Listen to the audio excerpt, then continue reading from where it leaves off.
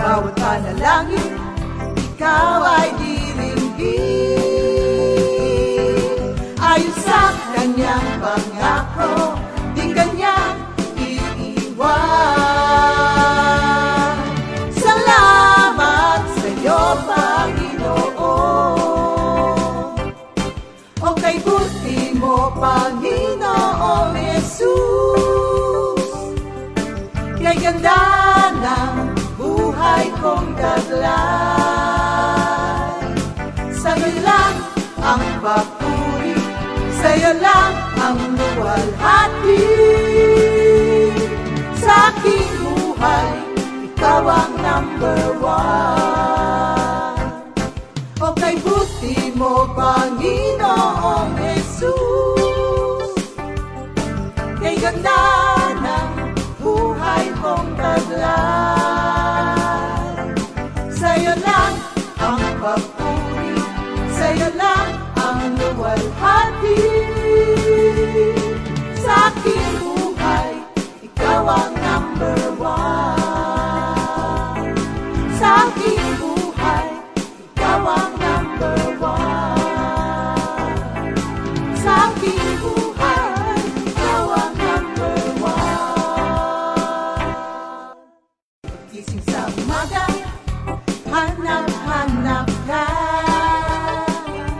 Lulod ng salita mo, nagbibigay buhay. Kaya sarap na malaman, may nagmamahal sa'yo. Salamat sa'yo, Panginoon. Walang pagsubok na di mo kakayanin mo. Sa bawat panalangin, ikaw ay diringgin. Ayon sa kanyang pangako, di kanyang iiwan. Salamat sa iyo, Panginoon. O kay buti mo, Panginoong Jesus, kay ganda ng buhay kong taglay. Sa'yo lang ang papuri, sa'yo lang ang luwalhati. Sa aking buhay, ikaw ang number one. O kay buti mo, Panginoong Jesus, kay ganda ng buhay kong taglay. Sa'yo lang ang papuri.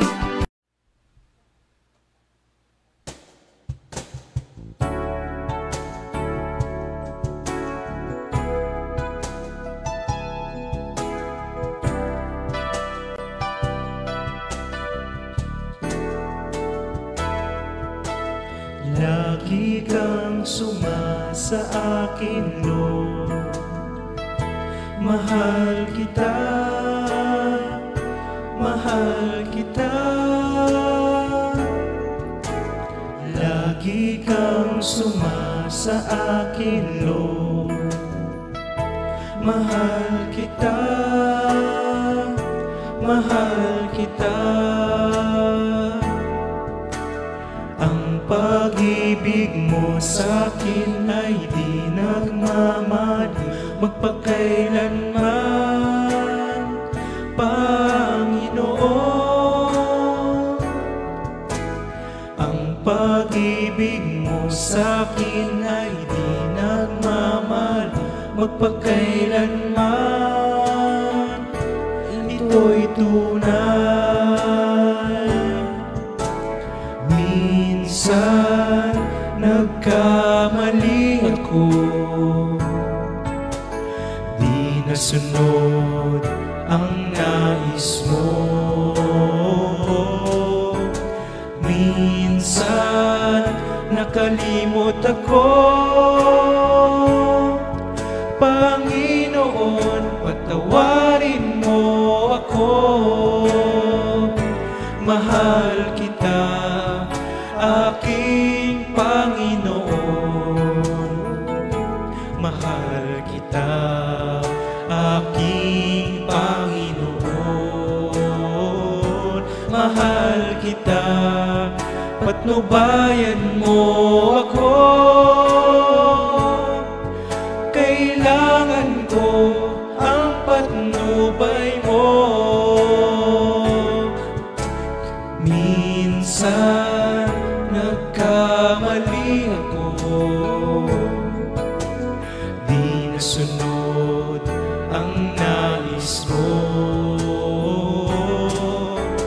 Minsan nakalimot ako, Panginoon, patawarin mo ako. Mahal kita, aking Panginoon. Mahal kita, aking Panginoon. Mahal kita, patnubayan mo ako. Kailangan ko ang patnubay mo. Kailangan ko ang patnubay mo. Kailangan ko ang patnubay ko.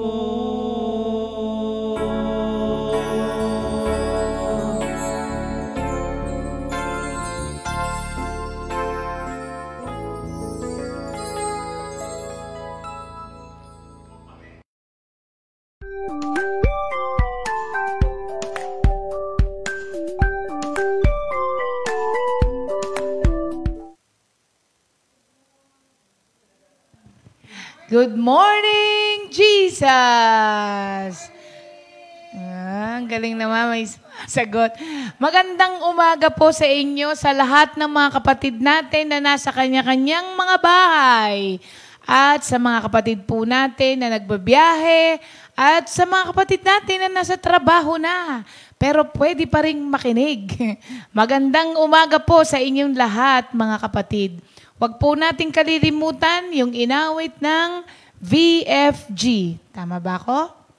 Voices. Voices kasi tatlo eh. Voices for God. So ang ating VFG, huwag po nating kalilimutan yung inawit nila na lagi pong sumasa atin ang ating Panginoon. Thank you, Lord. Lord, maraming salamat sa araw na ito na ibinigay mo po sa amin. Bawat araw, Lord, is a blessing. Bawat gising is a blessing. At alam ko na bawat araw, napakarami pong dahilan na binibigyan mo kami para po kami ay makapagpasalamat mulit sa inyo. Sa malakas na katawan, Lord, nagising ng humihinga pa. Walang masasakit sa katawan, Lord. At may almusal na. At ngayong tanghali, may kakainin na. Maraming salamat po sa pagkalinga mo. Araw-araw, Lord, pinoproteksyonan mo po kami. Maraming salamat. At sa mga kapatiran po namin, Lord, na may dinaramdam ngayon, may mga sakit, Lord, anuman po ang aming pagdaanan, thank you, Lord, for being with us. Kahit kailan ay hindi mo kami iniiwanan ni pababayaan. Kaya, thank you, Lord, for your presence in our lives. At sa araw po na ito, umaasa muli kami sa inyo, Lord, na mangusap sa amin para po meron kaming masundan na mga guidelines kung ano ang gagawin namin sa araw na ito para ito po ay makapagbigay sa inyo ng glory. In Jesus' name we pray. Amen. Thank you, Lord. Yan mga kapatid. Sa mga kapatiran po natin na may mga karamdaman, ha? Ang kalakasan natin ay ang Diyos. Kasi po, kahit po may mga nararamdaman, minsan medyo mahirap, pero wag niyo pong mahayaang manakaw ang kaligayahan. Dahil ang kaligayahan po ay good medicine. Nagpapalakas ng katawan, kaya be joyful always in your union with the Lord. Nandito pa rin po tayo sa ating Romans 12, 1 and 2. I beseech you therefore, brethren, by the mercies of God, that you present your bodies as a living sacrifice, holy, acceptable to God, which is your reasonable service. And do not be conformed to this world, but be transformed by the renewing of your mind, that you may prove what is good and acceptable and perfect will of God. So, napag-usapan na po natin, ano po ba ang ibig sabihin ng offering yourself as a living sacrifice? It means living every minute of your life, every day po, as an offering of service to the Lord. At ito pong pinag-aaralan natin, it radically goes against our culture po of self-promotion and making our own agendas or ambitions na manguna sa atin. Hindi po.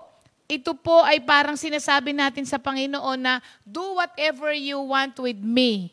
I am your servant. Kagaya na sinabi ni Peter at saka ni Paul. At armed with that mindset po, kailangan po tayo ay maging ready to reject things that do not line up with the Word of God.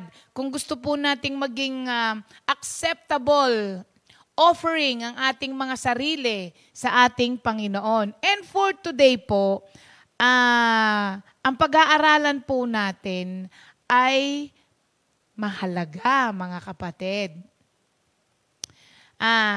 Dito sa binasa po natin pa rin, ano? Nag-focus po dito si San Pablo sa isang meaning ng transformation or isang pamamaraan how your life will be transformed. Kasi kailangan na kahapon do not conform, di ba? Ngayon naman po, but be transformed. At ang isang pamamaraan how you can be transformed is the renewal of your mind. Kung gusto po natin na ma-break loose tayo from the conformity to the world, yung pinag-aralan natin kahapon, ito ang pagtuunan natin ng pansin, mga kapatid. At kung gusto nyo rin pong mabago, in and out, ito ang pagtuunan natin ng pansin. At kung gusto po natin na i-offer yung ating sarili as a living sacrifice para po yung buong katauhan natin o buong buhay natin ay maging spiritual act of worship to the Lord, ito ang pagtuunan natin, mga kapatid. The renewing of our mind. Ngayon, sasabihin mo, bakit? Ano bang mali sa kaisipan ko? Lahat. Kasi alam niyo, mga kapatid, kung wala pong mali sa kaisipan natin, di sana hindi na po sinabi ni San Pablo na pagtuunan natin yung renewing of our mind. So, the fact na sinabihan po tayo at in-encourage tayo na para po tayo ay ma-transform, kailangan mag-umpisa to sa renewing of our mind. Pag wala pong renewing of the mind, there will be no transformation. Ganun po siya kahalaga, mga kapatid. Sabi natin, sasabihin ng iba, since the renewing of the mind is the key to transformation, sasabihin ng iba, paano nga ba yan? So pag-aaralan po natin yan. Pero pag-usapan muna natin kung ano nga ba ang mali sa kaisipan natin. Ba't kailangan kong i-renew yung mind ko? Hindi ba? Ano bang itsura noon pagka ni-renew yung mind ko? Ba't ko kailangang i-pursue yan? Kasi nga po, unang-una, the problem with our minds ay it is fallen. Lahat po ng ating kaisipan ay fallen. Ibig sabihin, yan po ay merong mindset o meron po siyang pag-iisip na ayaw kumilala sa Diyos. Unang-una po yun. May mindset po tayo that is hostile to the absolute supremacy of God. Kaya nga po, maliit pa tayo, nasanay na po tayo na sinusunod kung ano ang gusto natin. Kung ano ang maisip natin, gagawin natin. Kahit na wala ito sa kalooban ng Diyos, kahit makasakit pa po yan sa ibang tao, so naisip ko ito. Ang isa palang tao na kapag ka nagsalita ay wala siyang pakialam, kahit na kung sinong masagasaan at masaktan yung iba, ibig sabihin pala, wala pa yung renewing of the mind. Kung hanggang ngayon, ang sinusunod mo pa rin ay kung ano ang gusto mong mangyari sa buhay mo, I doubt kung na-renew na yung mind natin. Kasi, dun siya sanay. So kapag ka na-renew yan, mawawala yon dapat. Kasi na-renew na siya. So kung hanggang ngayon, yung pa rin ang pag-iisip nating ng mga tao, so ibig sabihin, merong mga Christians na hindi pa na-renew ang mind. Can you call that a Christian?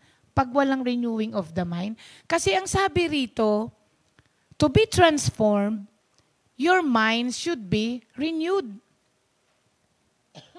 Renewing of the mind. So, kapag ang mindset po natin ay ganun pa rin, mukhang kailangan pa natin pagtuunan ng pansin ito, mga kapatid.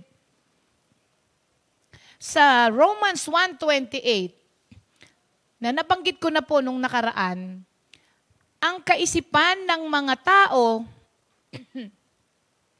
sabi ni San Pablo, ay sanay nang hindi kumikilala sa Diyos. Kaya ang nangyari, ibinigay na sila ng Panginoon doon sa ganong pamumuhay hanggang sa ayaw kahit anong sabihin, ayaw tumanggap sa supremacy of God.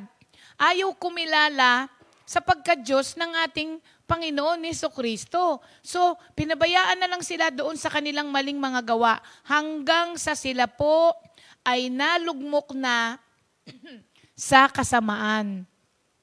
So, kailangan po magbago ang kaisipan natin para po kumilala sa supremacy of God. Then, dun pa lamang po mag-uumpisa ang renewing of the mind. Sa Romans 1:28, since they did not see fit to acknowledge God, ang sabi, God gave them up to a debased mind. Ito po ang nature ng kaisipan natin. Kaya kailangang matransform. Kailan lang po ba nabago ang mga pag-iisip natin? Kailan lang po ba kumilala ang kaisipan natin sa mga bagay tungkol kay Kristo? Hindi po ba nung tinanggap lang naman natin siya? Kaya napaka-importante po na acknowledge the supremacy of the Lord. Because our minds are not by nature God-worshiping. Our minds are by nature self-worshiping. Kaya hirap na hirap tanggapin ang mga bagay tungkol kay Kristo kasi hindi yung spiritual mind ang ginagamit natin Laging natural. Pangalawang dahilan kung bakit kailangan ng renewing of the mind. Una, di ba? Sabi natin kanina, hindi siya accustomed sa pagkilala sa supremacy of God. Pangalawa, our minds can become so cluttered. Pag sinabi mong cluttered, mga kapatid, gulo-gulo, disorder. Kaya pala merong mental disorder. Kasi, di ba? Kasi naka-cluttered ang kaisipan. So, ang mind natin ay prone to become so cluttered with negative thoughts.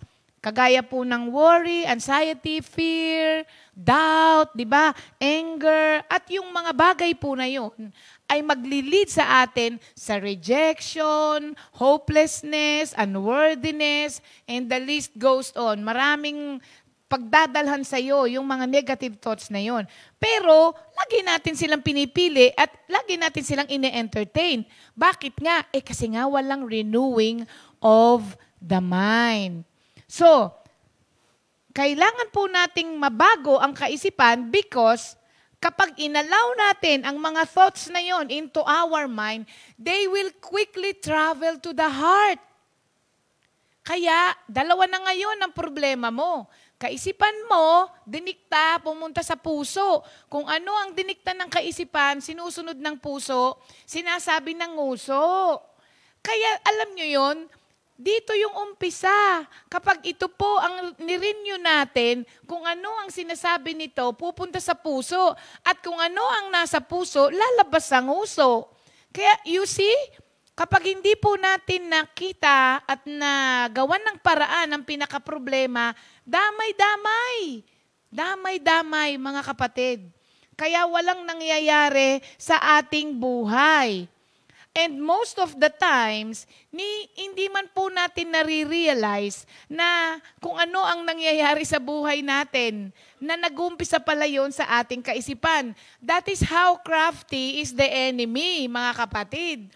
Hindi niya po, di ba yung nabanggit ko nga sa inyo kahapon, maliliit na bagay. Maraming salamat dun sa mga kapatiran natin na nag-message sa akin, sabi niya, Sister Ria, tinamaan po, ihihiwalay ko na rin po yung reseta ko kay ina at kay ama. Sabi ko sa kanya, don't worry brother, it's a tie. Sabi ko sa kanya, thank you Lord naman po sa pagkausap ng Diyos sa atin. Maliliit na bagay, pero pagka tayo'y nasanay, darating ang panahon, hindi na po natin yun, hindi na tayo magigilty doon, hindi na po tayo mako-convict sa mga bagay na yun. Kaya kailangan, maliliit pa lamang, umpisahan na natin. So, yun nga, most of the time, we do not even realize na nasakop na pala ng kaaway yung ating kaisipan. Kaya ang sabi ni Pedro sa 1 Peter 5:8, be alert and sober mind. Your enemy, the devil, prowls around like a roaring lion, looking for someone to devour. So sabi niya, be alert and sober mind. Pag sinabi mong sober, hindi lango, hindi lutang, hindi lasing, di ba? Sober, nasa katinuan. So, lagi po nating i-check. Nasa katinuan ka pa ba? Tanungin mo nga yung katabi mo. Talaga sa kanya tinanong. Matino ka pa ba? Kasi sabi, be sober-minded. Dan sabi ni Pedro. Kaya po mga kapatid, kapag yung enemy natin tries to enter, kailangan i-meet mo lang siya sa pintuan. I-meet mo lang sa pintuan. Huwag mo sasabihin, pasok po kayo. Huwag mo siya papasukin and do not welcome him. Kailangan sa pintuan pa lamang, i-meet mo na siya. Sasabihin mo, sorry, you're not welcome here. Do not entertain him, mga kapatid. Sasabihin mo pa nga sa kanya, wag ka nang hahakbang ng isa pa. Di ba? Sasabihin mo sa kanya, do not let him make another step, mga kapatid. Doon yun kasi nag-uumpisa pagka winelcome mo siya at fini-friend mo na siya. Di ba? Huwag mo siyang i-friend zone. Do not even try to attempt na i-friend zone mo siya. Anong tawag doon? Lagay mo siya sa enemy zone. Oo. Tandaan mo, siya ay iyong kaaway. Hindi mo siya kaibigan.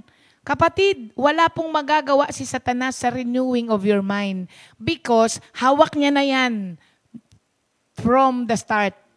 Kanya na yan. Kaya kailangan po natin ng renewing of the mind para ibalik po natin sa true owner ang kaisipan natin na yan. Ang Diyos, ang true owner.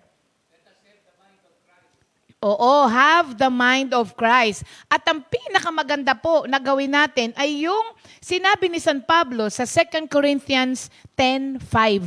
Ang sabi po rito, we demolish arguments and every pretension that sets itself up against the knowledge of God, and we can take captive every thought and make it obedient to Christ. Take captive, ibig sabihin ng take captive, huliin mo,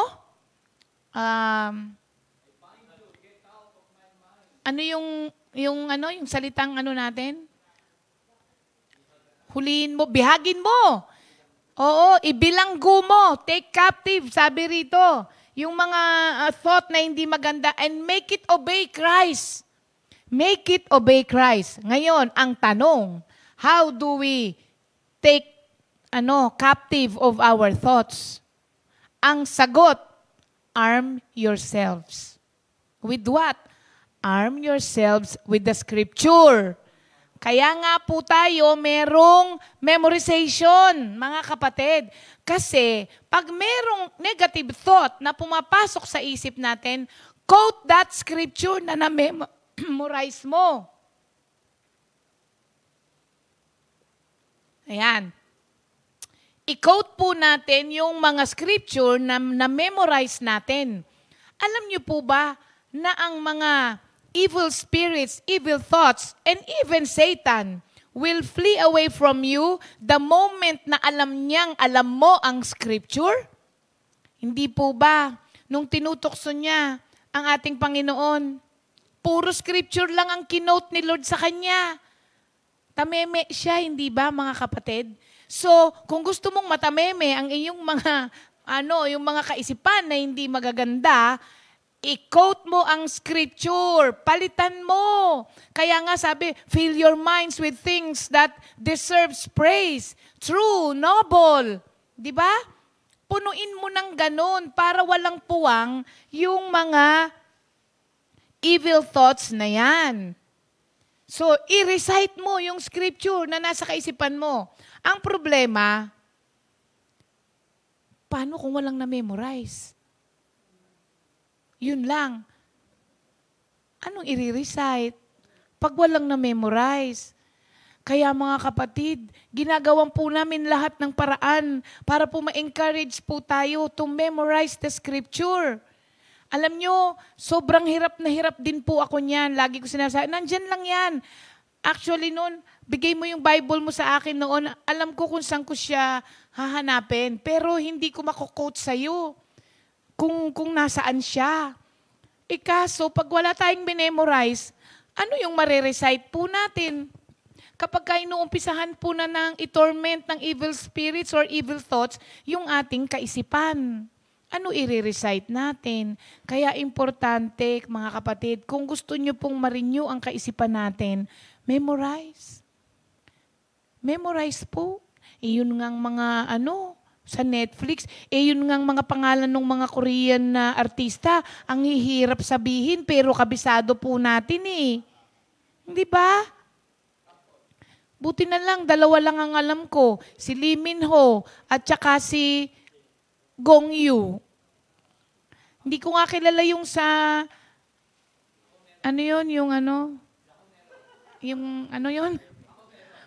sino? Gong Cha. So mga kapatid, yung lagi nyo pong, yan ang lagi kong naririnig, sabi, ay hirap ako sister mag-memorize. Pero nakaka-memorize tayo ng pangalan ng mga artista. Oo nga, si Cardo Dalisay nga, memorize na memorize nyo, hindi ba?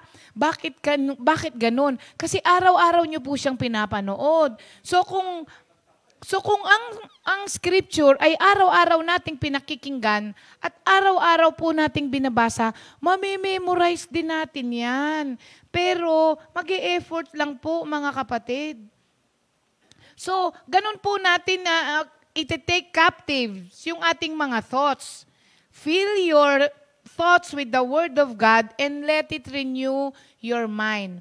The Word of God will renew your mind, mga kapatid. The Word of God will renew our mind. Paano kung walang Word of God? What will renew your mind? Tapos nagtataka tayo kung bakit uma-attend naman tayo ng prayer meeting pero walang nagbabago sa buhay natin. Malamang po, uma-attend lang po tayo pero hindi pa nare-renew yung mind natin. At uulitin ko po, again, without the renewing of the mind, there will be no transformation. Kaya importante na ma-renew yung ating kaisipan. Alam niyo po ba na malalaman niyo po yan kung na-renew na ang kaisipan ng isang tao? Sa pamamagitan po ng kanyang mga sinasabi at ginagawa. Because yung inward transformation will work its way out. Inward transformation will work its way out, mga kapatid. Hindi po pwede na hindi nagbago yung loob tapos iba yung gagawin at sasabihin. Pwede rin pala, binabantayan, pero eventually, it will still work its way out. Lalabas din kung ano ang nasa loob. Kaya, mahalaga po ito, mga kapatid. Sabi ng mga iba, kasi bantayan mo. Totoo naman yun, pwede mong bantayan. Pero Christianity po is not about, parang sabi rin, get yourself together para mahalin ka ng Diyos. Hindi po yun ganon. Ang totoo, kabaligtaran nga habang ikaw ay makasalanan at ikaw ay marumi, minahal ka ng Diyos. At yung pagmamahal na yon ang naging dahilan kung bakit kumilala ka sa Kanya bilang respeto at pag-ibig mo sa Kanya. At dun sa pagrespeto at pagmamahal mo sa Kanya, yun po ang naging dahilan kung bakit lumapit ka ng lumapit sa mga salita ng Diyos. At yung salita ng Diyos na yun ang nagbago sa inyo. Ilan po sa atin ang hindi naman sinabihan noon na bawal manigarilyo? Ilan po sa atin noon na uma-attend, meron po bang worker na nagsabi sa inyong, huwag kang mura ng mura? Maaaring meron, pero karamihan, walang nagbawal sa inyo, wala pong nagsabi po sa inyo na gawin mo to, gawin mo to. Wala po. Dahil kahit na worker, at sabihan kayo ng ganon, hindi lang kayang baguhin ang mga sinasabi ninyo at ugali po ninyo, mga kapatid. Ang salita ng Diyos lamang ang may kapangyarihang magbago at magligtas sa atin. Kaya nga, nung narinig natin yung Word of God, yun ang nagpigil sa iyo sa paninigarilyo, sa pagmumura, sa pag-inom, sa pag-iisip ng masama. Salita ng Diyos ang nagpigil. Kaya mahalagang mahalaga na mabago ang kaisipan ng tao at punuin ng salita ng Diyos. In order to change our behavior, mga kapatid, we must invest time and energy into renewing our mind. Ulitin ko, in order to change our behavior, we must invest time and energy into renewing our minds, thereby renewing our hearts too. Yun, mga kapatid. Kaya po, without the renewing of the mind, there will be no transformation. Kaya kailangan magbago ang mindset ng mga tao. Kung nagagawa pa rin po natin ang mga bagay na alam naman natin na hindi kaaya-aya kay Lord, paulit-ulit nang hindi na tayo nakukonsensya, mga kapatid, kailangan pong mabago ang mindset na yan. Kung hindi po, dadalin po tayo nito sa hindi maganda. Mag-umpisa muna tayo sa maliit na bagay. Huwag na muna po sa malaki. Kasi minsan, ang taas na agad ng standard natin. Kaya pag hindi na-meet, nadidisappoint, nadidiscourage, sasabihin, wag na lang nga, talaga yatang wala na akong pagbabago. Umpisa lang po muna sa maliit. Try nyo po muna sa maghapon na ito. Wag magsinungaling. Isa lang, ngayon lang po. Kahit yung maliit na bagay, wag magsinungaling. Wag mo lang sabihin na ang ganda-ganda ko. Pumasa ka na dun eh. Hindi ba? So, mag-umpisa lang muna po tayo sa maliit. Pag alam po nating kasinungalingan, any form of lie, alam niyo po ba yung sinasabi mong, pinagpe-pray kita lagi, hindi mo naman siya pinagpe-pray lagi? Kasalanan din po yun. Ba't kailangan mong sabihin yun? Hindi naman totoo. Hindi ba? Ano pa ba yung mga maliliit? Sasabihin, nilagyan mo ba ng betchin to? Hindi masarap lang talaga ang luto ko. Oh. So, sasabihin sabi nga ni Terry, diet ako eh. Tapos nagda-diet ka lang naman pagkakaharap sila. Pero pag nasa bahay ka, dami mong chips na nakatago dyan sa ano mo. Hindi mo naman kailangan sabihin kasi na nagda-diet ka. Wala naman nagtatanong. Ba't kailangan pa sabihin minsan? Di ba, no? Para, ouch! Oo nga. Gumagawa kasi tayo gumagawa tayo ng excuse ng puro hindi totoo. Samantalang hindi naman wala naman nagdidemand sa atin to make that excuse. Hindi ba? Siguro lang kasi nagigilty nga lang tayo. Kaya ang nangyayari, gumagawa tayo ng mga ganon. So, ngayong araw na to, I challenge you mga kapatid. Today, kahit ngayong araw lang na to, isa lang. Umpisahan natin yung renewing of our mind. Sanayin natin siya sa mga spiritual na bagay. Kalimutan na natin, do not conform to the standards of the world. Standards of the world, sabi nila, white lie lang yan.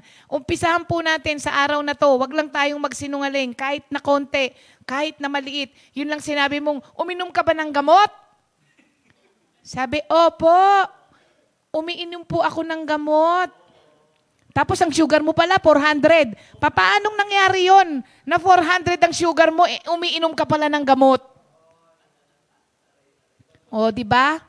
Ba't walang umaaray dyan? Meron akong pinatatamaan. So yun, umpisa muna po tayo sa maliit na bagay, mga kapatid. Doon lang po, ha? Doon lang muna tayo. Wag lang munang magsinungaling. Tapos tomorrow, sabihin nyo sa akin kung pumasa po tayo, mga kapatid. Kung nagawa po natin yon sa araw na ito. Although Christianity is not all about that, ha? Ang ibig ko po sabihin, gumawa po tayo ng mga bagay na alam natin, magdadala sa atin sa mga spiritual na bagay. Okay, thank you, Lord. Yan na po yung ating do not conform, be transformed. At yung huling-huli, so that you will know. Doon na tayo sa discerning sa susunod. Yan ang kulang sa atin eh. Kaya andyan na sa harapan natin, yung kapahamakan, hindi pa natin nadi-discern. Saan tayo kulang? Pagkulang ng discernment. Yan ang pag-aaralan natin sa susunod. And thank you, Lord po, mga kapatid. Okay? Sasabihin nyo na naman, mapanakit na naman ako. Nagme-message kaya sila sa akin, sabi, Sister Ri, talagang mapanakit ka. Sabi, tas minsan sabi, hindi ka lang mapanakit, mapagpaiyak ka pa. Ayan. Thank you, Lord naman po. Pag nasasaktan tayo, ibig sabihin, may sugat na kailangan pong gamutin. Thank you, Lord. Okay. Sa umagang ito po, batiin naman natin ang mga may birthday. Today is March 23. Tama po ba?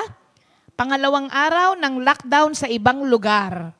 Pero never mong malalockdown ang salita ng Diyos.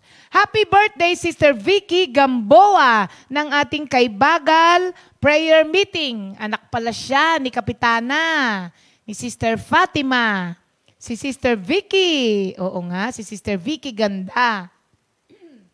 Si Sister Anne Marie ng ating Dinalupihan Outreach.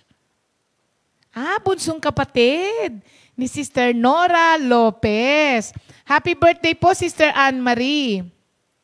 Birthday din ngayon ni Sister Jillian Visconde ng Santa Rosa, hindi ng BF Homes.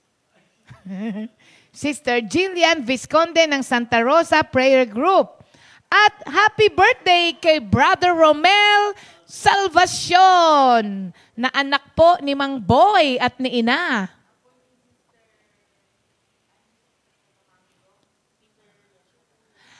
At happy birthday din kay Peter Yeshua na apo ni Sister Angie Sotomango. Ayan. Happy birthday sa inyong lahat, Sister Jam. Happy birthday, happy birthday, happy birthday, happy birthday, happy birthday to you. Happy birthday, happy birthday, happy birthday, happy birthday to you. God bless and keep you. May the Lord's light shine upon you. Happy birthday to you.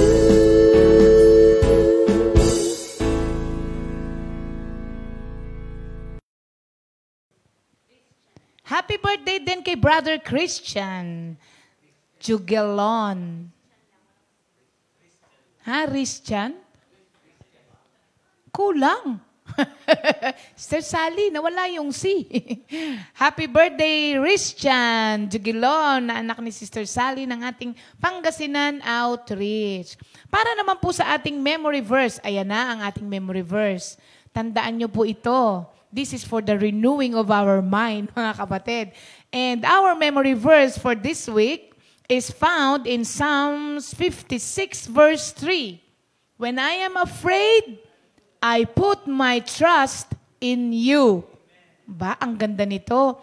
Sa mga kapatiran po natin na ngayon po ay dumadanas ng may mga nag-positive po kasi sa COVID, mga kapatid, ano?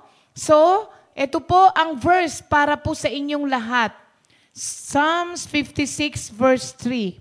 When I am afraid, I put my trust in you. Okay. Thank you, Lord. Ngayon naman po, dako na po tayo sa ating memorization. So kahapon, ang first qualifier po natin for the grand finals sa mga workers ay si Brother Butch. Oh, ngayon naman po, tatawag tayo ng panibago. Pero mga kapatid, what happened? Pero mga kapatid, sa mga workers, meron tayong bagong pagpapala. Okay? Merong nagpadala ng cash prize for grand finals. Pero, merong, Hindi condition. Merong, hindi. Nakalimutan ko yung word. Huwag ko na nga isipin. Parang category, pero, yun. Pero may isa pang word ako hinahanap na bukod sa category. So, meron siyang, category na nga lang, family of 3. Ibig niya sabihin, kahit sinong pamilya sa mga workers na merong tatlo kayo sa pamilya na magre-recite noon, ang price ninyo ay 2,000 pesos. Oo. So, ang gagawin natin ay 2. 2 pamilya ang mananalo. Pwede ring father and sons, pwedeng mother and daughters, pwedeng husband and wife na merong isang anak. Okay, it doesn't matter. Basta 3 sa pamilya. So, sa 3 sa pamilya. Pero dahil ang mga bata ay may pasok, yan ay magagawa natin ng Sunday. So, sa Sunday, magkakaroon tayo ng siguro 2.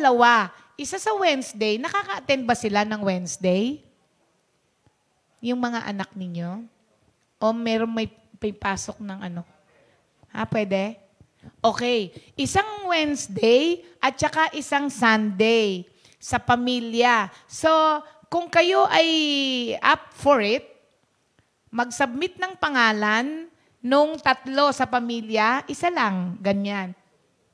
Oo, mag-submit kayo kay Sister Jam. Yun ang bubunutin natin. Kung sinong family, ang family of 3, ang mabubunot. So yun, wala na yung wala nang grand finals. Kung sino yung mabubunot sa Wednesday at nakapag-recite sila ng buo, ng walang mali, winner na agad. Oo, meron syempre. So 2,000 pesos ka agad yun. Kahit na mas maganda kung meron instrument, but it doesn't matter kung wala. Okay. Ngayon po, tawag na tayo ng ating second qualifier for the grand finals na ang premyo po ay meron na tayo. First prize ay air fryer. Second prize ay samyupsal hindi pala. 2-burner gas stove. Tapos wala na tayong third prize. Ang gagawin natin dyan, first, second prize, tapos meron tayong consolation prizes pa. Constellation prizes. Meron tayong consolation prizes. Kaya, kung kayo ay qualifier, may premyo na agad kayo. Hindi man ikaw ang maging first prize, qualified na kayo. Okay? Bunot na tayo. Yay! tahimik sila. Tahimik nila. Alam niyo, ganito pala. Pag halimbawa nagre-recite sila, napastop sila ng konti, huwag kayong magsalita. Kasi nawawala lalo pala sila doon sa ano. Kaya lang yung iba, mautak. Ginugulo talaga nila yung mga nandito. Okay? Sa araw po na to,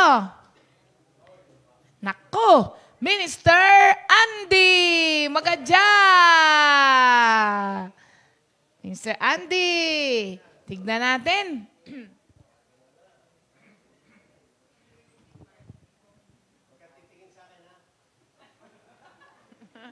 Yan. Sige. Pag ginulo ka, sorry. Morning po mga kapatid. Hinga muna ng malalim. Relax lang. Thank you, Lord. Genesis, Exodus, Leviticus, Numbers, Deuteronomy are the 5 books of Moses. Joshua, Judges, Ruth, 1st and 2nd Samuel, 1st and 2nd Kings, 1st and 2nd Chronicles, Ezra, Nehemiah, Esther, Job, Psalms, Proverbs, Ecclesiastes, Song of Solomon, and 5 major prophets, Isaiah, Jeremiah, Lamentations, Ezekiel, and Daniel, and then the 12 minor prophets. Kinakabahan siya. Hosea, Joel, Amos, Obadiah, Jonah, Micah, Nahum, Zechariah, Zephaniah. Malino siya. Oo. Oo. Out na po ba pa ganon? Kulang na. Okay. Oo. Okay, thank you for the try. Ayan. Kinakabahan si Minister Andy, Kinakabahan no? ako mga kapatid, no? Parang parang Ha? mawawalan siya ng hininga Oo kanina. nga po. Ganun pala talaga yung pag nandito ka na sa unahan. So far, thank you, Lord, for the try. Thank you, Lord. Ayan. Thank you, Lord, din kay Minister Andy, okay? To be fair to others, let us call another one. Pasensya na sa ating mga kapatid. Ayan. Ha? Oo. Oh, kasi ang dami nyo Kung 5 lang kayo di wag tayong maghigpit. Kay inyo na lang lahat. Okay. Kasi nga, di ba, i-upgrade na natin yung quality. Okay? Another one. Minister Arnold.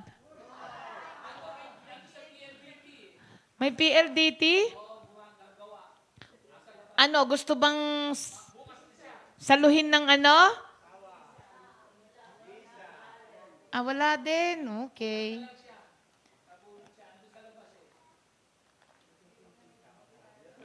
Bubunot ako ulit.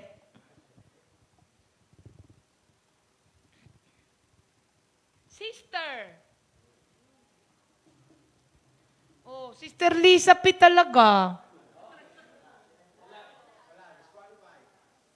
Oo. Wala, bebe. Oo. So, we have to call.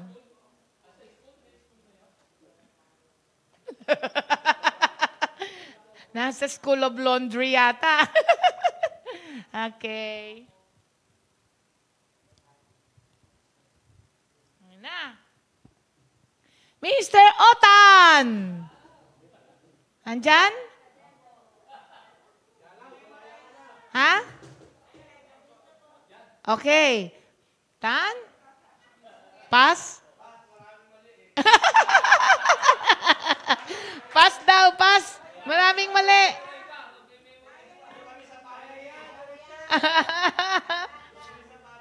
Ano, ayaw mong itry?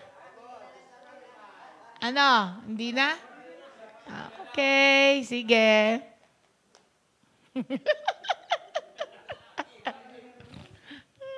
Ninervous bigla. Hindi kanina talaga. Ano pa? Na-experience ko kasi yon. Yung ganun kay Minister Andy kanina. Yung parang mahubusan ka ng hininga. Sa sobrang ganun nga yun. Kapag kakulang ka pa naman ng oxygen, na nadideprive yung brain, kaya nagkamali tuloy. Sister Jam! Uy! Ready? Ready ang si Jam.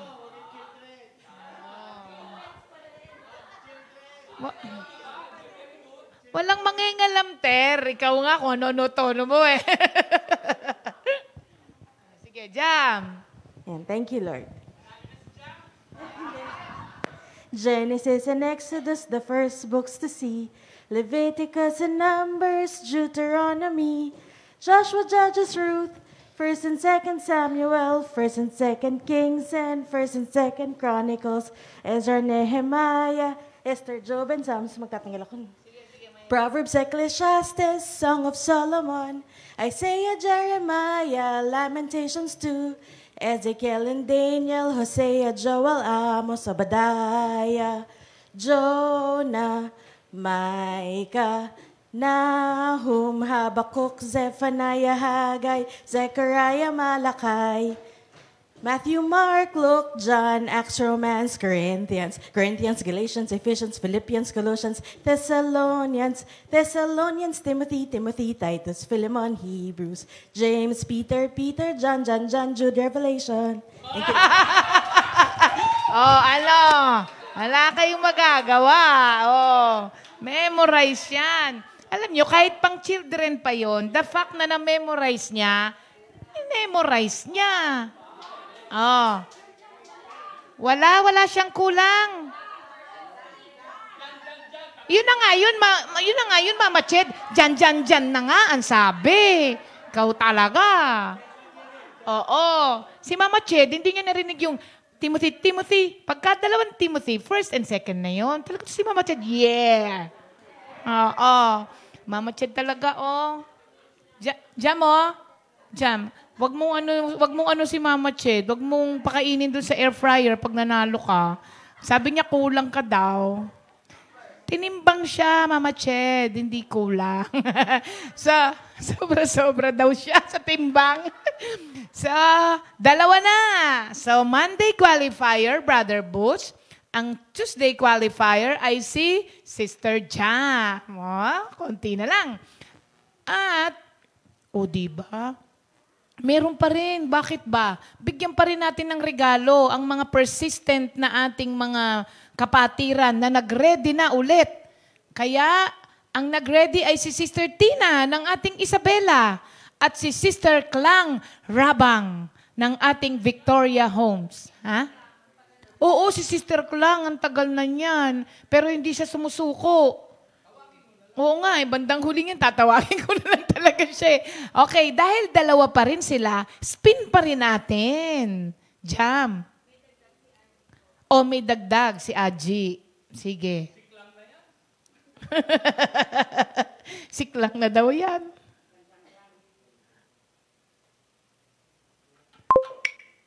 Okay.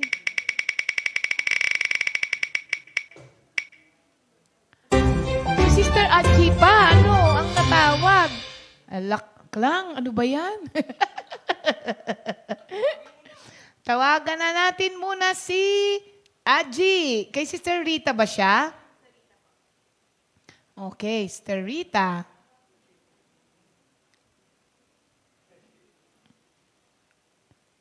Okay, Sister Rita, sagot agad. Yes, Sister Rita. Si Aji, good morning. Good morning. Si Aji, Oo nga, si Aji nga. Natakot Opo. agad si Sister Rita. Okay na ba? Baka mamaya, pag-reciting ka na naman ni Pastor, ano? Wag muna ngayon. Pag chinalis po niya ako, pag may memorize ako, pero hindi pa ngayon. Okay. Sige po. Si Aji na po? Opo, sige po, Sister Rita. Sige. Okay, G. Thank you. Good morning po sa inyo Aji. lahat. Good morning. Ready ka na, Sister Aji? Opo. Okay, go.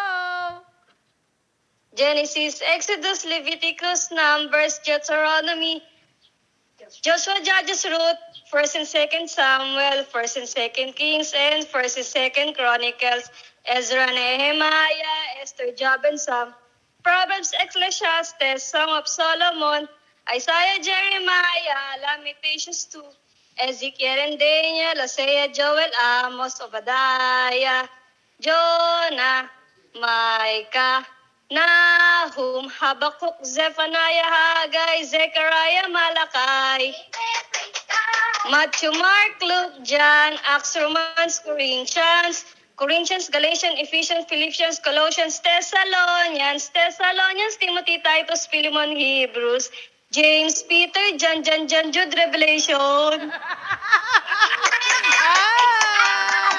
Ang galing! Praise God! Amen! Di ba? Tuwan-tuwa si Sister Rita. Parang, Praise God! Hallelujah! Glory to God! Amen! di ba? Parang si Sister Rita ang nanalo. Mama Ched, kulang din ba si Aji?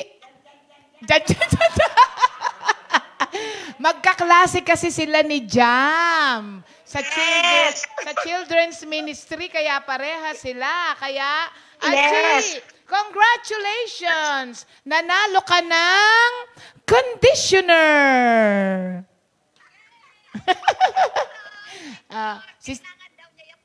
Kailangan niya yan. Kaya, bibigay ulit kay Sister Rita pagbisita sa atin.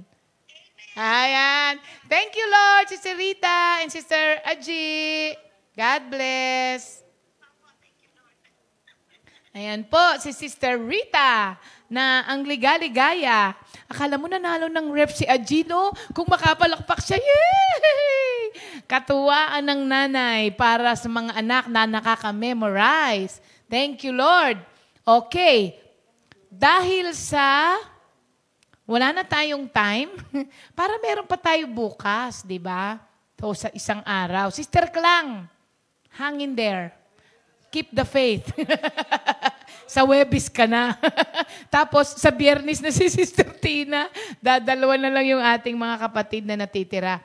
Mga kapatid, baka may kinakausap pa po si Lord dyan sa inyo. Meron nga tayong isang sister na COVID. Ang sabi niya sa akin, sabi ko, kamusta ka na? Okay lang ako, sister. Siguro po talagang pinapamemorize lang ni Lord sa akin ng Old and New Testament.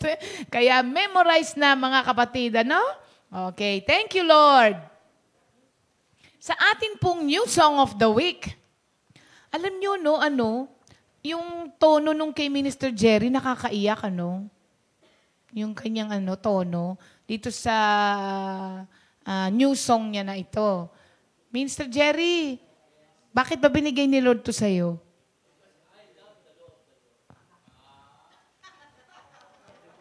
Yung mga sagot na hindi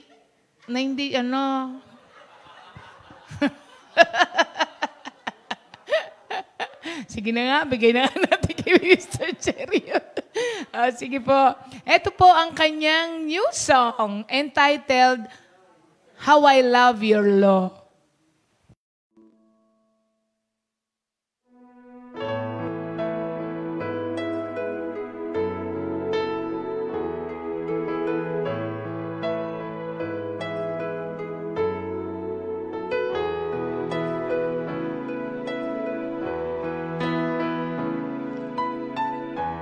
Your commandment is with me all the time and make me wiser than my enemies. I understand more than all my teachers because I meditate your instructions.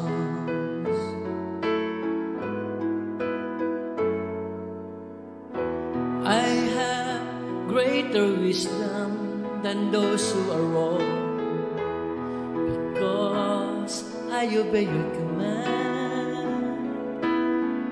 I have avoided all evil conduct because I want to obey your word. I think about all day long, how I love your Lord, how I love your Lord, how I love your Lord, how I love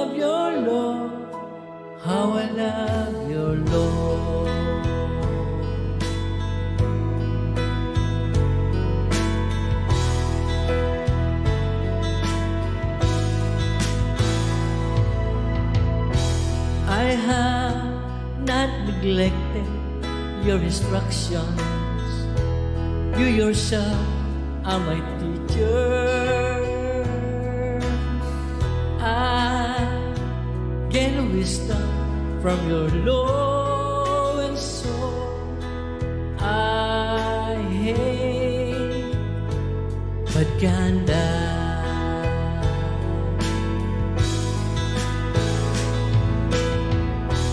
How sweet the taste of your instructions, sweeter even than honey. I understand more than all my teachers because I want to obey your word. I think about it all day long, how I love your Lord, how I love your Lord, how I love your Lord, how I love your Lord, how I love your Lord. Lord, you are more precious than gold, more beautiful than diamond, sweeter even than honey.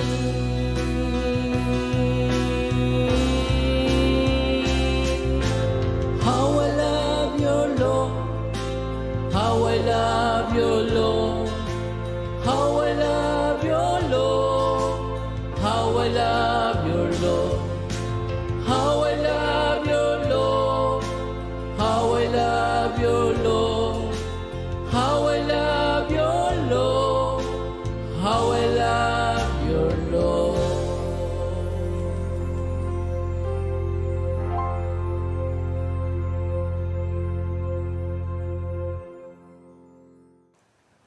Good Good morning, Jesus. Andito Eh, ulit tayo. Oo nga po. Eh. Sabi ko hanggang 2023 tayo. Akala ko nga ho, mahaba-haba pa. Hindi, 2023. na. Alam mo ba yung awitin na yun ay nasa Psalms 19. Opo. Simula sa talatang 7 hanggang 9. Kaya, do we love the law? Ito yung si Haring David. Basahin ko sa inyo kung bakit we should love the law. The law of the Lord is perfect, converting the soul. The testimony of the Lord is sure, making wise the simple. The statutes of the Lord are right, rejoicing the heart. The commandments of the Lord is pure, enlightening the eyes. The fear of the Lord is clean, enduring forever. The judgment of the Lord are true and righteous altogether. More to be desired are they than gold, yea, than fine gold, sweeter also than honey and the honeycomb. Chorus. How I love your law, how I love your law, how I love your law, how I love your Lord. Amen. Thank you, Lord. Hallelujah. Glory to God. Alam nyo, Minister Ernie, Opo. it is pleasurable and delightful to hear from our fellow elders. Ay, opo. Nakakamiss na nga po siya. Eh. Hindi mo alam kung sino siya, no? Okay, Would you po. like to hear from the Lord that ginamit at instrument yung ating mga fellow Yes po. elders? Ready na. Kaya nga, it is pleasurable and delightful to hear from our fellow elders. So, Amen. welcome natin ang ating fellow elder. Thank you, Lord. Hallelujah. Magandang umaga, hapon, gabi sa ating lahat mga kapatid na nakikinig. Ako'y nagpupuri, nagpapasalamat na magkaroon ng pagkataon na magbahagi sa atin ang tungkol sa panalangin. Tama-tama sa ating situation ngayon na we are under trouble because of this pandemic. At ang panalangin ay napakabisa pagkat ang tinatawagan natin ay walang iba kundi ang Panginoong Hesus na wala nang iba. Siya lang ang makakatulong sa ating lahat. Kaya mga kapatid, ang ating pag-uusapan ay tungkol po sa panalangin dito sa Awit 23. Ito po ay panalangin ni Haring David, mga kapatid. Noong na siya ay nasa wilderness ng Judea, he was in crisis and trouble. At wala siyang ibang matawagan talaga kundi ang Panginoon. So, napakahalaga ang prayer because kanyang panalangin, he prayed for God's presence, God's provision, and God's protection. At sabi ko nga, Lord, salamat po sa salitang ito na ibinigay niyo sa akin, lalong-lalo na ngayon, kasi po, mga kapatid, lahat ng mga anak ko ay frontliners. Bilang nanay, nag-alaala ako din sa kanila kasi nga, direct in contact sila sa mga may sakit.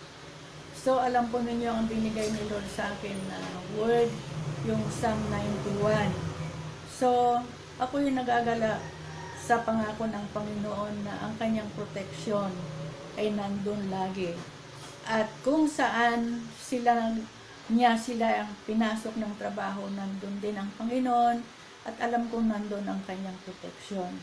Lalong-lalo na si Sunny ngayon, alam naman natin na napakaraming kaso sa London at ang kanyang trabaho ay sa mga pasyente. Pero salamat po sa Panginoon sa protection niya na talagang hindi po nagkakasakit dahil sa awat grasya ng Panginoon. Ganon din sila Gigi sa Australia.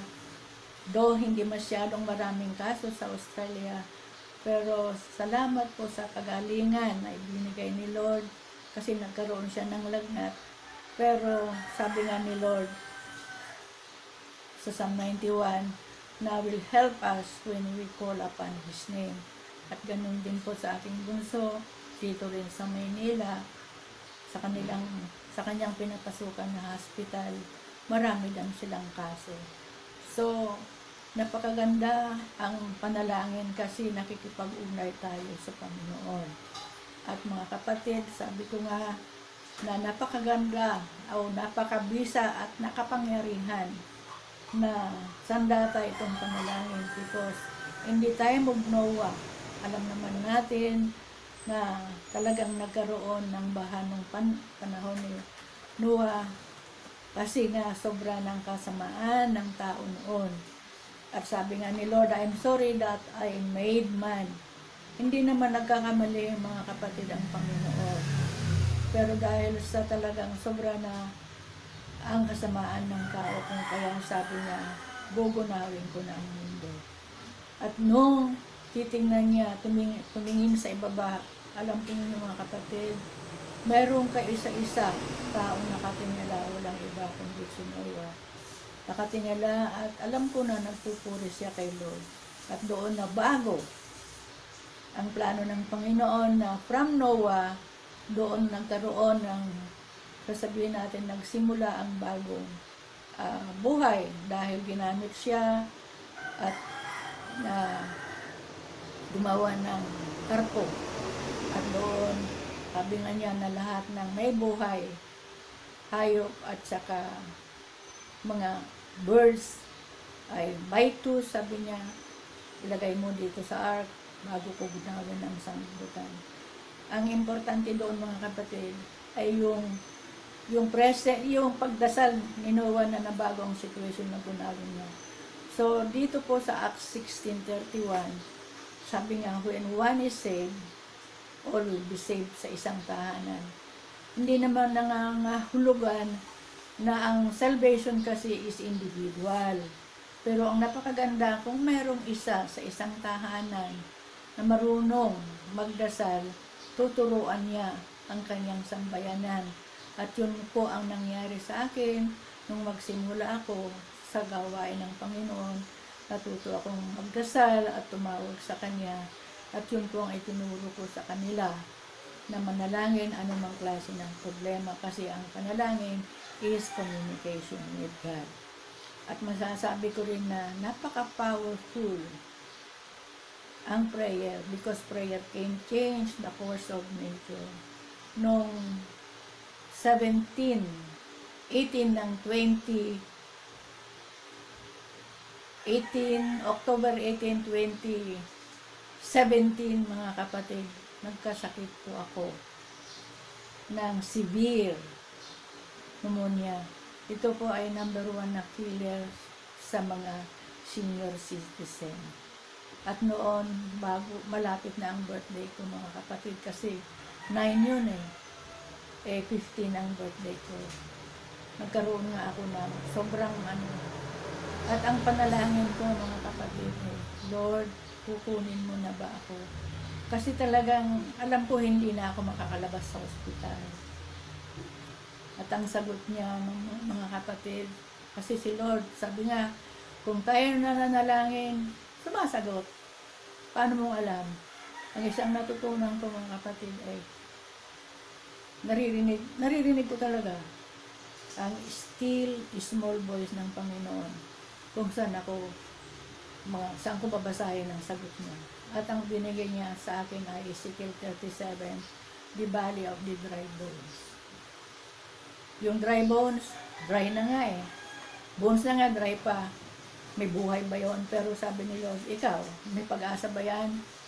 At sagot ni Ezekiel, kayo lang pong nakakalam. At sinabi ni Lord, hiningahan niya yung mga buto at nagkaroon ng buhay. And true enough, sabi ko nga, from hukay to bahay.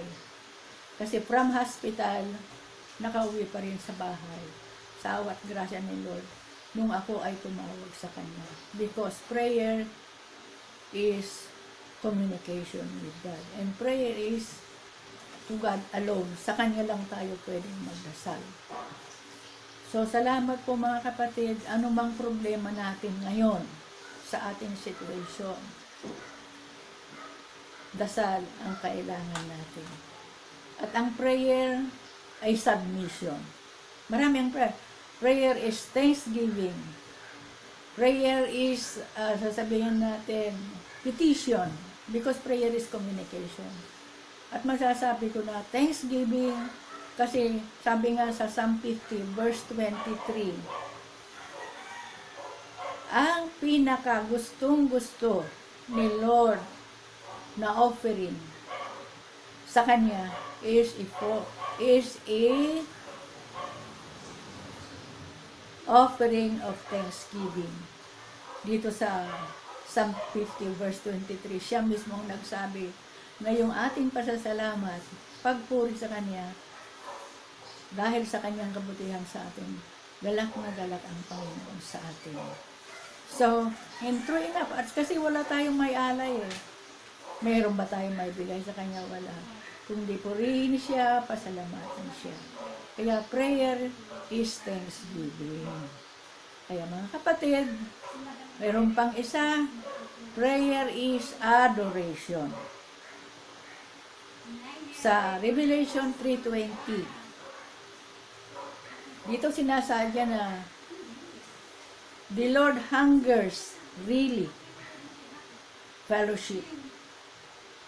Kasi ang sinabi doon sa Revelation 3:20, kung siya'y kumatok sa pinto at binuksan at pinapasok, doon makipag-fellowship. At yun ang gustong-gusto ni Lord sa atin. Sa bagay po mga kapatid, tayo nakakunga ang pinakamapalad na generation. Kasi nasa atin na ang Panginoong Hesus, ang Spirit niya, nung tinanggap natin siya.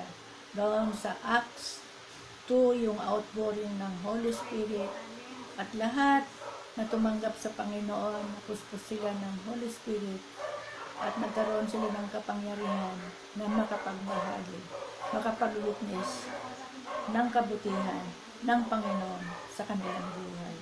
So, salamat sa Panginoon Kaya mga kapatid, ano man ang ating situation, ano man ang problema natin ngayon, lagi ang tawagan natin si Lord. Kagaya ni Haring David, nung siya ay nagtatago sa wilderness.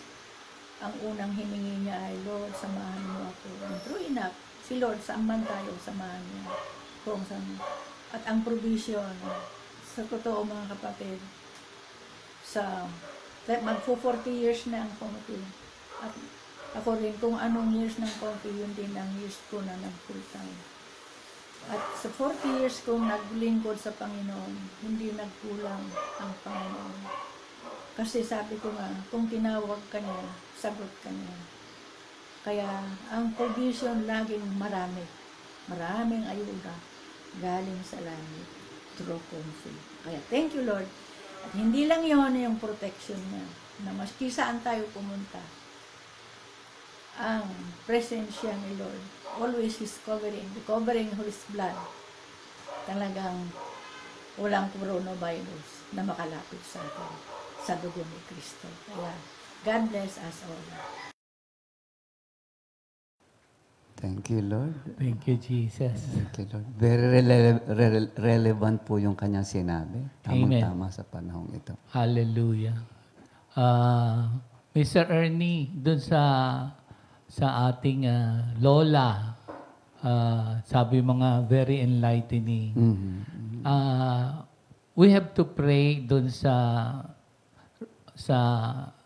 di ba yung anak niya nasa medical, Yes. si Sunny, doktor, nasa London. Si Gigi, nasa Australia. Si Jessica, nurse. At marami tayong mga frontliners, hindi ba, sa medical field. Yes.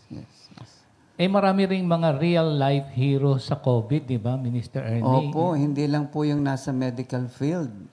Yung po yung tinatawag na essential industries, kung saan kasama po dito lahat ng nagre-risk ng kanilang buhay, bunga ng kanilang public service. Ito po yung mga pulis, mga basurero. So marami pong frontliners na dapat nating mapasalamatan sa nangyayari sa panahong ito. At kailangan nila itong salitang yung ito ngayon. mga drivers na nagdadala ng mga pagkain, Ayun po, kalakal sa yes. mga lugar-lugar Opo. para makarating sa atin yung pagkain. So, we need to pray, Yes po. Ang awit, ang binigay nga ni Lola Tess, yung awit 23, na meron 3 pagpapala dyan. Kung meron tayong tinatawag na PPE, no? PPE, ano ba yung PPE? Personal protection equipment po Oo, yata yan. alam niyo mga kapatid, dito daw sa atin sa BF o sa Parañaque, marami. So yung ating protocol, gagawin pa rin natin. At kung tayo man ay lumabas, pagbalik, yung sanitation ba ang tawag doon? O tapos yung, kung meron man kayong mga sinat-sinat, ubo-ubo, o kung ano man, wag na munang lakad ng lakad. Opo, Kasi para lang sa kapakanan din ng mga, hindi lang sa'yo, makapahinga ka rin, at para din doon sa mga taong makakasalamuha mo. Kaso minsan, ayaw ma-isolate sa bahay, naiinip at kung ano-ano pa. Pag may, iingatan natin yung ating sarili, di ba? At naiingatan din yung ating mga kasamahan, kumbaga. Oo, mga kapatid. Sabi nga ni Lola Tess nung several years ago, dahil senior na, ang pinaka-killer daw, pneumonia. Sabi ni Lola, yung mga katulad natin. Opo, sa mga senior. Number 1 killer nga po talaga yun. So, siyempre hindi na tayo bumabata. Siyempre, we are useful in the kingdom of God. Pero, alam mo ba na merong mga gawain ng mga senior na napaka-powerful? Tulad ano po? Tulad po ng? Prayer, intercession. Number 1 po yan. Oo, nandun ka sa bahay. Pag-pray nyo, ha? Yes. Speaking about prayer sa mga real life heroes ng COVID, we have a brother, a doctor na naka-compose siya ng kanta para sa frontliners. Pakinggan natin. Gusto mo ba? Ay, opo. Amen. Oh. Pakinggan natin itong... yes. Malaking encouragement ito.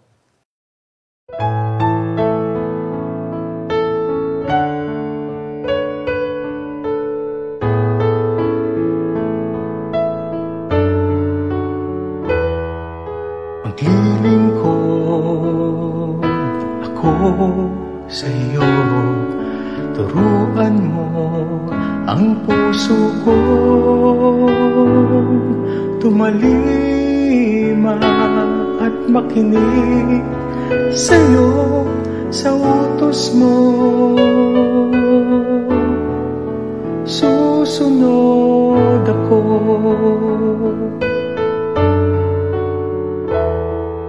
Hubugin mo ang isip ko, pati na rin ang kalooban ko. Lahat ng hawak ko, lahat ng kaya ko, gamitin mo. Maglilingkod ako.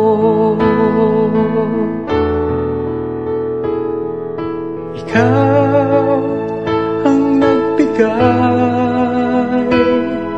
sa buhay kong taglay.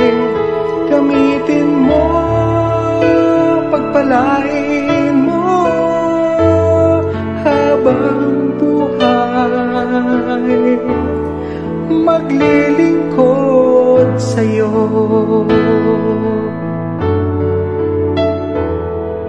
Akayin mo ang isip ko patungo sa ninanais mo sa buhay ko, mula sa puso ko, tanggapin mo,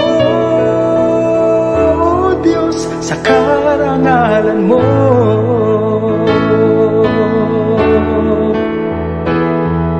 Ikaw ang nagbigay sa buhay kong taglay. Gamitin mo, pagpalain mo habang buhay. Maglilingkod sa'yo.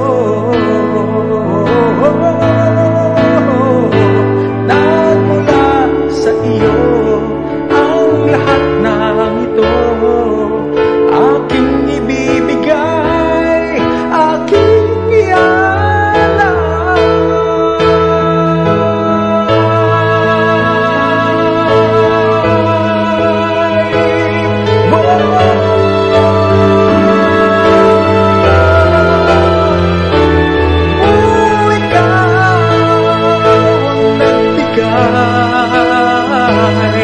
Sa buhay kong taglay, gamitin mo, pagpalain mo habang buhay. Maglilingkod sa'yo.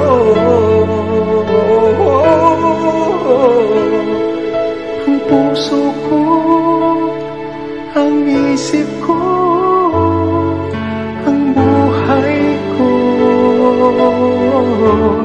maglilingkod sa'yo.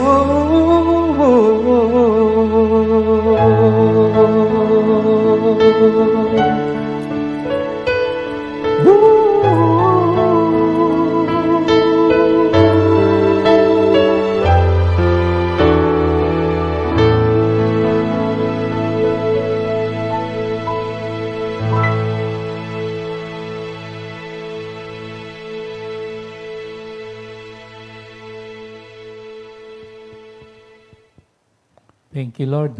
Pakagandang awitin. Ano? Very inspiring po talaga. Oo, yung offering of oneself in service to the Lord. In service to the Lord. Whole being, yung puso, isip, tsaka lahat na, no?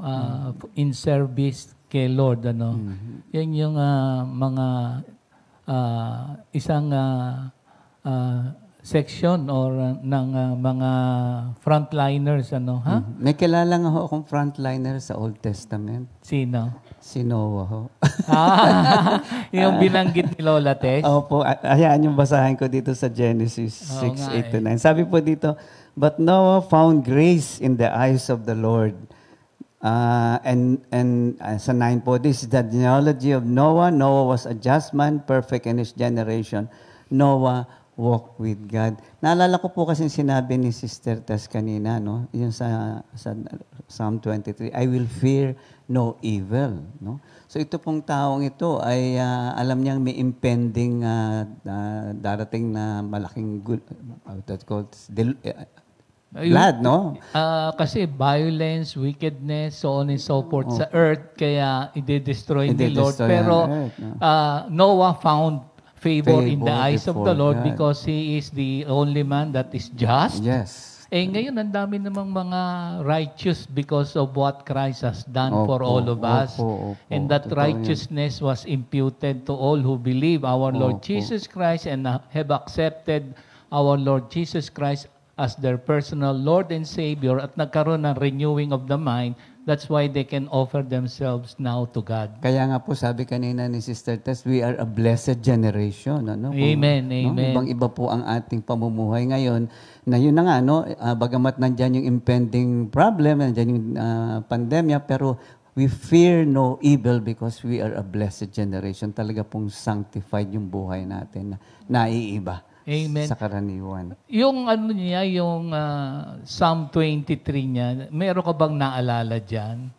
Yung sabi mo nga, kung merong PPE, ay merong PPP. PPP, sabi ni Lola Tess. Glory to God, Ano ba yun nandyan? Ayan po yung tinatawag na God's presence, God's provision, and God's protection. Kaya nga po, blessed generation tayo. Speaking about Psalm 23, merong... ano ba yan? Gunitain natin yung awitin na The Lord is my shepherd. Maikli lamang if you would like kung gaano tayo merong good shepherd. Awitin dyan Okay.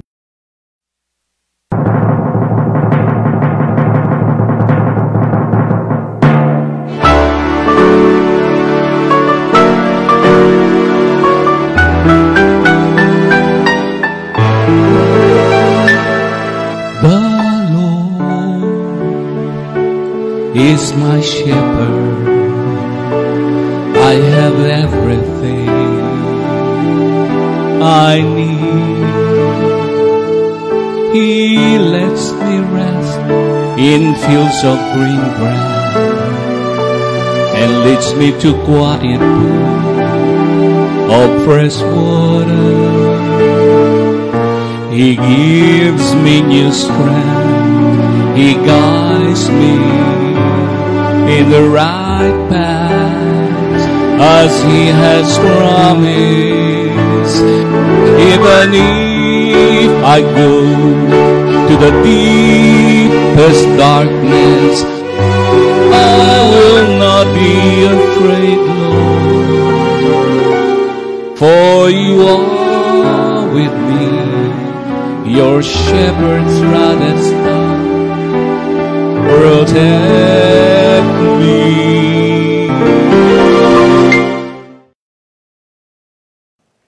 Thank you, Lord. Hallelujah. Nandun po lahat yung elemento ng PPP. Oo nga The Lord is our good shepherd. Yes. At maalala niyo yung sabi ni Lola Tess na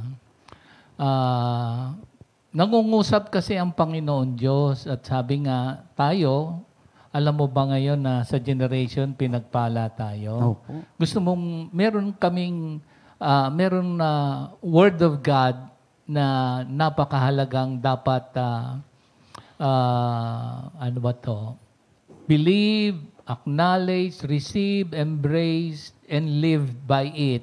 It is written Word of God that was illuminated illumined in our lives and it was inspired by the Holy Spirit. Dito sa Hebrews chapter 1, Opo. 1 to 3. Opo.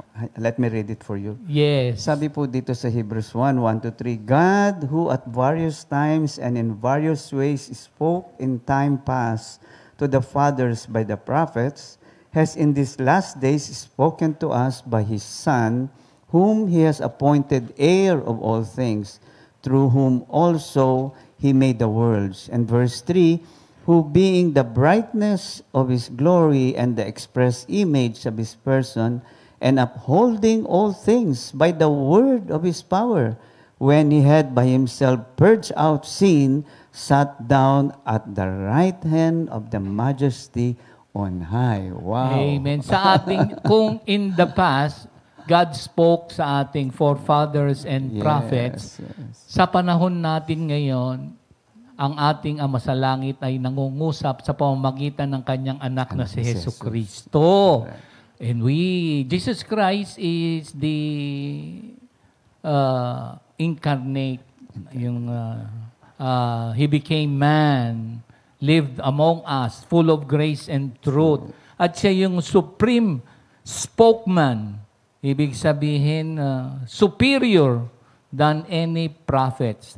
Appointed heir of all things, creator and maker of the universe. Amen. Amen. Glory of God Himself.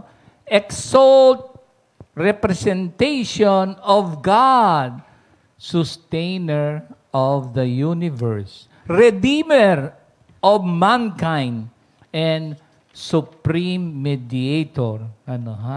Mahalaga yan na ang ating tatawagan sa ating panalangin. Gusto mong pakibasa yung Efeso 4:10? Okay. Mga kapatid, kasi pag tayo nagdasal, there are times na alam nyo naman yung man's effort to reach a supreme being.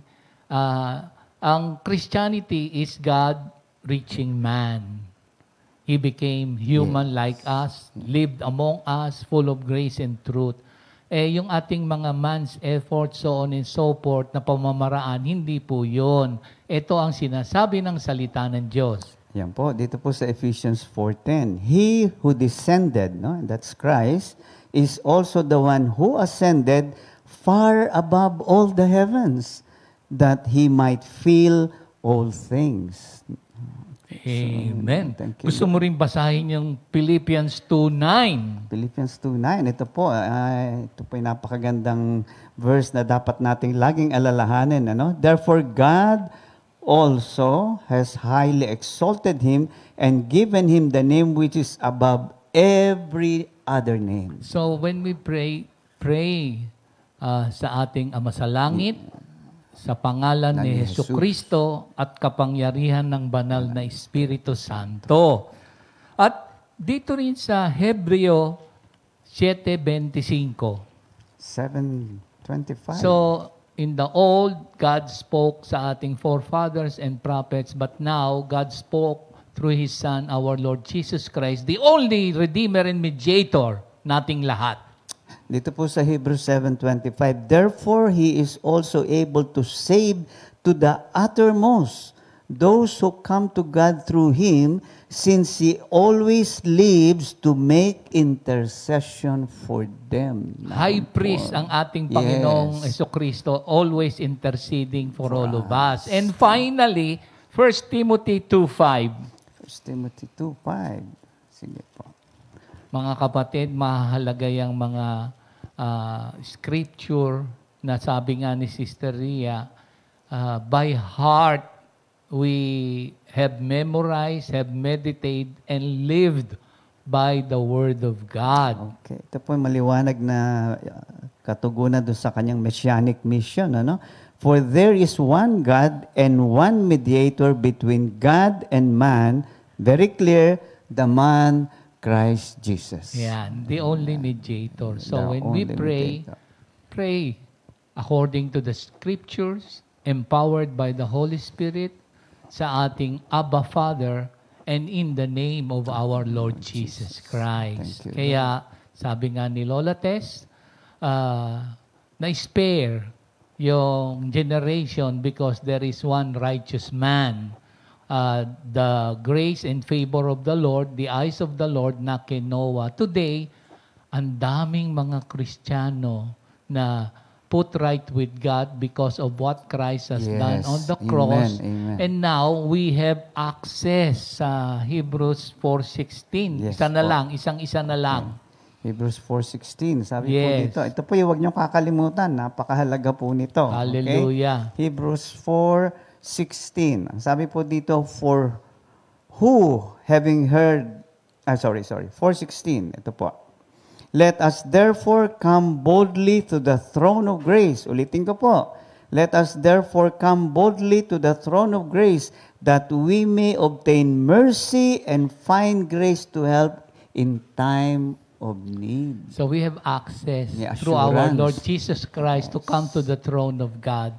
Kaya yung ating mga situation, if there is, we need to pray for, against, let us do it and make it obey Christ because we have the mind of Christ. Amen. Hallelujah.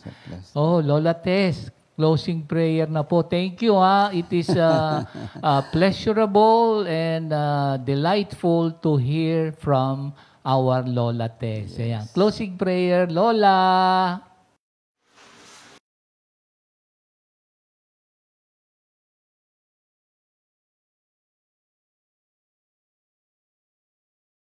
Community na and Lord, sa aking pagtalakay tungkol sa panalangin, dalangin ko rin na lahat ng mga kapatid ko na nakapakinig ay tumawag lagi sa iyo, Panginoon, pagkat yun po ang gustong-gusto ninyo. Kaya Lord, salamat po at pagpalain mo po kaming lahat. I-bless mo po kami sa spiritual, financial, material at physical. And Lord, take over, Lord, and take full control of our life. For apart from you, Lord, we are nothing. And bless Comfy, Lord, community na magpatuloy, na magbahagi pa ng mahabang panahon ang tungkol sa iyo. And glory to you, Father God, through Christ, our Lord. Amen. 2 Timothy 2:2.